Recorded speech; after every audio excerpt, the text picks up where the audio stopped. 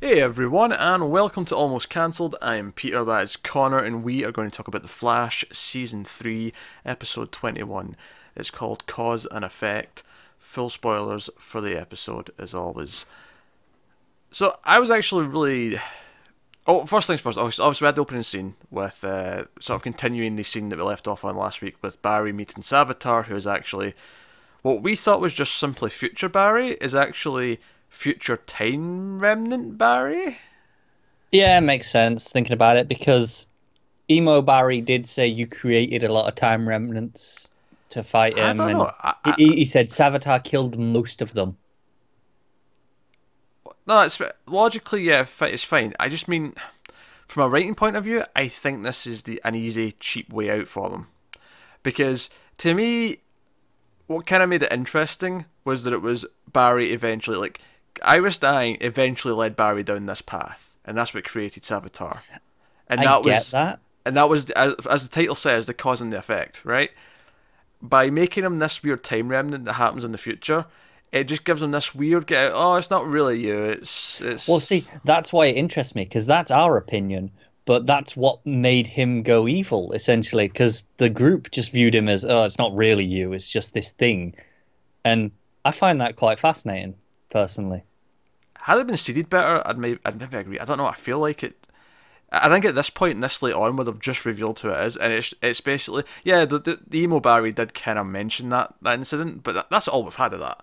And then in Yeah, this yeah, episode, that's true. he just says it. Oh yeah, he created lots of time remnants. I'm one of them, and It's probably my biggest problem with this episode is this just info dump at the start. yeah, that's my It's biggest it's problem. not done in a very effective manner. It's Because just here's everything you need. honestly, see, I mean, we've got two episodes left. Maybe one of them is this. I doubt it, given there's only two left, though.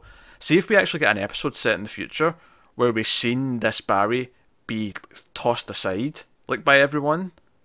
I could Yeah, maybe buy it. Like I could yeah, maybe no, buy seeing it happen, see him become it, see the seed. But because of the way it had all been built up, it just made more sense that it was Iris dying that caused him to become Savitar, and it had this weird. Admittedly, that would explain why he wants to kill Iris. yeah, I, yeah. It I doesn't. agree that's a problem, but yeah, that was one problem with that. Also, Grant Gustin's acting for Savitar Barry was a little bit hammy and over the It top. was. It was. Luckily, the rest of the episode fared much better, and I It had my did. doubts. I had my doubts because do this whole thing. Oh, we're going to take away your short-term memory, so you can't make new memories, right? Or we're going to disconnect your short-term to the long-term, so your long-term doesn't Yeah. get it, kind of thing. Whatever they were doing, and I thought this sounds like it's got a lot of comedy potential. Should we really be doing comedy, like a comedy-focused episode this close to the finale? And I had that concern. And obviously, or maybe it won't be funny, and then immediately he gets full amnesia, and it goes into all these different comedy bits, which we'll talk about. And Yeah. I was, and I was thinking, wait, this is funny. Don't get me wrong, but should we really be doing this close to the end? However, throughout the episode, it actually gave us lots of insight into his character, and it also gave us insights into how other people view his character, and it maybe actually brought up some of the themes as to why this other Barry feels so ostracized compared to him. Yeah. It actually did a lot of smart things with it, which impressed me. No, I agree because, like I said, it sounded like comedy. I was torn at first. I was like, right, this is either going to go comedy or it's going to be, the guy from Memento, but Yeah, yeah. in the Flash, Which is and would and be that. pretty funny, I think. I mean, if you're not I Christopher mean, Nolan doing a serious movie like that, I feel like it's probably gonna be sure, funny. sure, but I'm kind of torn because I loved this episode and it was a lot of fun, but it made me realize that I've been missing the Flash being fun for most of season three. It's been good. Don't get me wrong. It's been good and it's had good plot, It's had but ups and downs. yeah, but it hasn't been fun like this was in a long time. Nah, I think that's fair, and it was a lot of fun. Everything was really funny. Obviously, I think Flash fans from the comics were geeking out over the wanting to be called Bart. Yeah, Like yeah. Bart sounds better. I'm Bart Allen. As Like soon as he said it, it just a big grin across my face. Can't yeah. help it.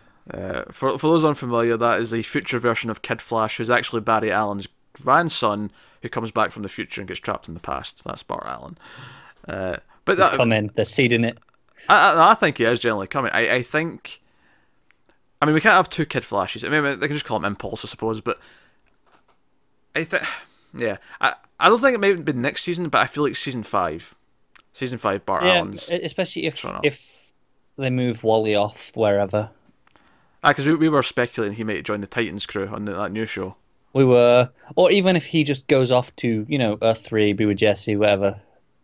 But we lose Wally. I don't know. I feel like I can feel like no, not yet. That's what I say. At the end of maybe season 4, where he steps out to become his own man, so to speak, on his own Earth. yeah, but we don't get to see that though. That's a bit shit. No, you don't. But he can pop in for the big moments. I'll say that maybe Bart fans will hate me for saying this, but I would happily never have a second of Bart if it meant having to give up Wally for it. I don't know. I feel like it depends what the story is. If they go, right, we haven't got a story to tell with Wally, let's do it. There's plenty of stories to tell with Wally. Yeah, but if they decide they don't have a story to tell with this version of the character, Yeah, and I like Wally. I don't know. I wouldn't want to lose Wally to have Bart. If you can have things, if you can have both of them, then sure, bring us Bart. But I wouldn't want Wally West is a more important character than Bart Allen, and Bart fans are probably screaming at me right now. They But definitely are. tough. You know what? Wally was the Flash for goddamn decades. He is important. He is the heart of the DCU. Him and Dick Grayson, they are the heart and soul of the entire DC universe. I will hear none of it. Anyway, so yeah, the Bart Allen thing, that was fun. Obviously, Barry having amnesia led to a lot of funny stuff. Cecile was having some fun moments because she needs him to testify against this really generic pyro guy. You've gone past the single funniest moment that led from this for me. Oh, go on. It's when when they all leave him and they're like, Wally, you stay with him, and he goes, so how do I know you? He goes, I'm your brother. He just looks down his hand. It's like, wait, am I black? Killed me. I think that's actually more funny though, because wait a minute, Iris is his sister. He's engaged to Iris. Yeah. Something's this is basically this is equally a spin-off to Riverdale now at this point as it is to Arrow. And oh yeah, Cisco said he hated spin-offs at one point as well. That was a amusing line. It was. All that stuff was really funny. Obviously Barry like really awkwardly reading all the science stuff off the glasses as Jillian's typing it to him because he's trying to testify.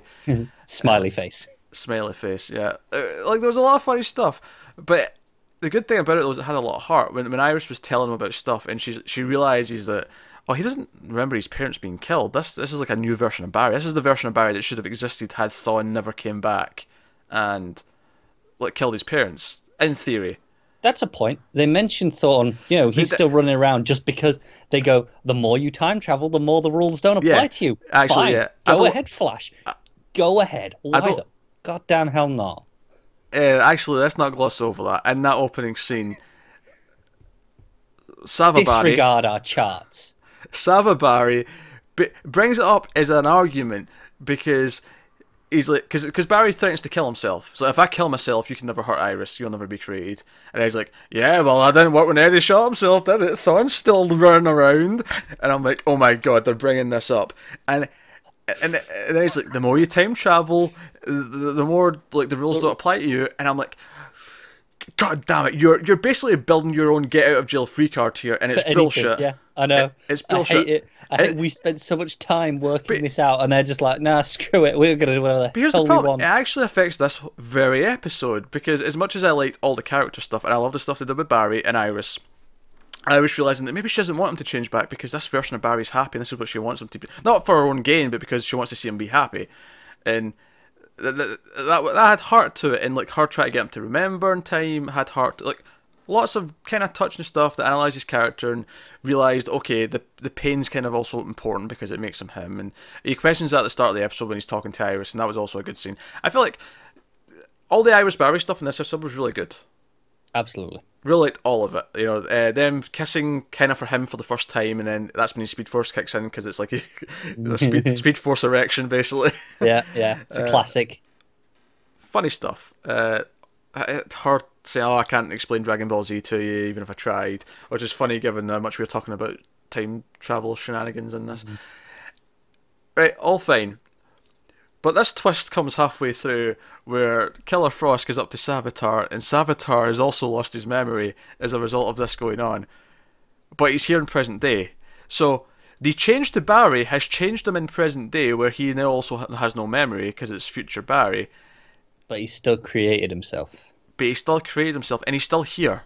Surely, if Barry doesn't remember anything, then Savitar would never be created. Yeah. See, this is the problem where they're having it both ways, because they're going, see, it works because we're breaking the rules, but some of them still apply just because. Like, I'd almost like it if you know, like, if nothing had affected Savitar, and the idea that when he said that at the start, he was bluffing, just as a way of going, nah, don't kill yourself, it won't do anything, but he knows it would. Yeah, if anything, he should have faded away and then came back when Barry got his memories back, or he should have been completely unaffected because they haven't actually got to that point in the timeline yet. Yeah, but they've done both. I mean, yeah, they did do both because he's still there. He still get his suit. He still get everything. He's still being created. He's still. This is the other thing. It then has this double twist where Wally's lost his powers, so they treat it as if Savitar never went back in time, like never went through all the Flashpoint and never gave him his powers. But he's still standing right there. He's still been here the entire goddamn time. Yeah, because the only way it works, okay, because it's the stable loop that Cisco was talking about, right? It just exists because it does, right? Okay, but he's still here. How's Kid Flash suddenly not got his powers? Yeah. They're picking and choosing what is affected when a past version of a character does something to the future version of the character. They're just choosing things at random, whatever suits them. They are, yes, it's pretty much bullshit. Respect your goddamn time travel rules. But they just said we don't need to respect our rules because screw them. We're going to throw them all away anyway because we're going to tell you that we can throw them away, so we can do whatever the goddamn hell we want, wherever we want. That opening scene was quite literally Speed Force, bro. I ain't got to explain shit. It was. I'm angry. we have spent time deciphering their bollocks, and they go and just throw it all away with one line of dialogue just because they can. It's bullshit. And the sad part is I actually really like the episode because the character stuff, Barry and Iris, so good. Even some stuff with Caitlin where they're all trying to like fight her back, and Cisco's telling this whole story about them working with Ronnie and all that, and then when she tries to leave and like the three of them, like, you know, Barry, Cisco and Jillian all run out after and try to get her to stay, and there's that moment in the elevator afterwards where her eyes go back to being Caitlin and she goes back again. So there's a moment where it broke through, and yeah, that worked out well enough. All this stuff was funny. I'll tell you what was funny. Jillian mocking Heatmonger's name right behind him, behind him, and then Cisco realizes, he goes, "I think it's that's a good name. It's a good name." Did Cisco give him the name as well? I'm just assuming. I have no idea. We never seen an episode with him, did we? I don't particularly remember. I'm just assuming Cisco gave him the name at some point. Possibly, yeah. Because that's kind of Cisco's thing. So as much as he was defending the guy in front of him, going, "Hey, you're a big guy. Don't feel offended," and it was his own pride as well. It's like, "Hey, I like that name. I did it. Well, I'm so proud of it." He's already named someone Heatwave. I mean, he's already. This is like his second or third Heat villain at this point. He's like, well, we got left. I mean, how many cold villains have we got in the DCU? All the way to Cold Snap. That's how many. It starts at Mr. Freeze, then you Captain Cold, then you Killer Frost, and then you got your Icicle, your Minister Blizzard, then your Cold Snap. Have I missed any? I think that's all of them.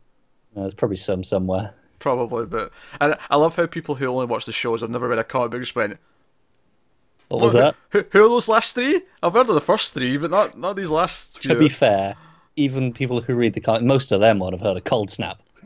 That's true. He was new to me when he popped up recently. Oh my god!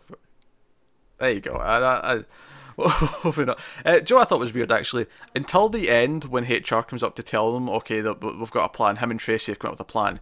Those characters never interact with the rest of the cast the entire episode. They're just on their own room. Yeah, they're just having a little flirt. Which is funny because he keeps leaving and coming back as if he has gone off somewhere, but he never actually does. It makes me wonder if during this episode, for some reason, they only had him for like 2 days during this chunk of time. So they limited all of his scenes so they could shoot them all in like one day. Yeah, probably. That's what it feels like. I don't know. It does. That's not a big deal. I mean, it had some fun scenes. It's fine. It's much less noticeable than Wally last week. Oh yeah, oh definitely. Who's just back because vacation's over. So yeah, him and Lady HR, as I'm going to call her, because she's basically Lady HR. They've got good chemistry. They're pretty funny. Yeah, that was good. Yeah. Do you know what? It was a really enjoyable episode. It was just the hammy acting in that opening scene, and then the absolute insane disregard for any kind of anything resembling a rule when it comes to the time travel. Do you know what? Remove that like 5 minutes at the start with that, exposition dump. Mm-hmm. This might have been my favorite episode of the season. I can see that. I think it's up there. I think this one, maybe the first Gorilla City one, and then you've got one or two other ones. But yeah. No, I can see it. And I've enjoyed most of the season. It's been inconsistent, but I think overall I'd say I've enjoyed it up to now. Yeah, there's been a couple of weird episode dumps, but yeah. But I really hope season 4 we can get back to being fun, because right from the start this season was Flashpoint, and then it was Cisco hated him. It was grim and gritty sort of thing, and very, very brooding, as they kind of brought up in this one. And they made fun of it. Yeah, he even did a fake brooding voice. Do you know what? Obviously, I think by its nature this had to be darker, just because Iris is dying, and he has to treat that with this level of right.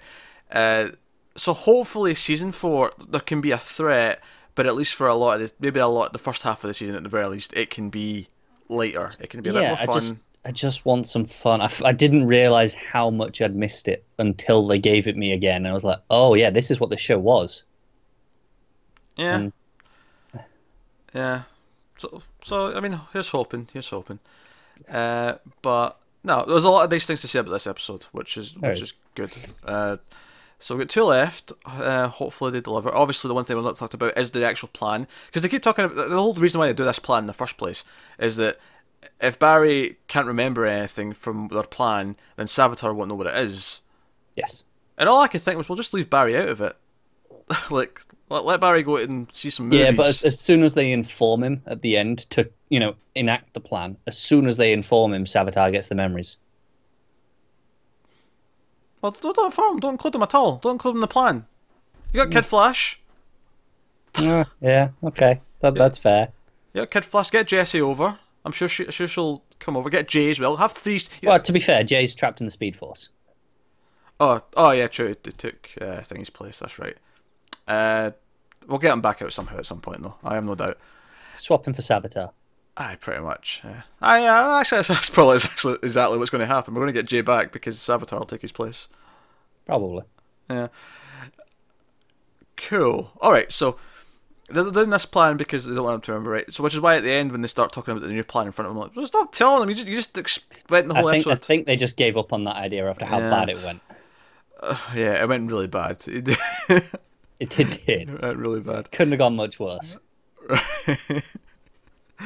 I love that Cecile was like, was there some sort of supervillain that took his memories? Is that what happened? It's like, no, we kind of did this ourselves. Yeah.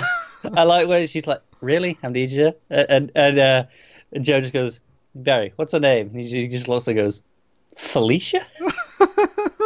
And then her face, she's like, oh shit, this is serious. Oh, dear. I've watched a lot of courtroom scenes this week. It's a good point. This is the third show I've watched this week with a courtroom scene in it.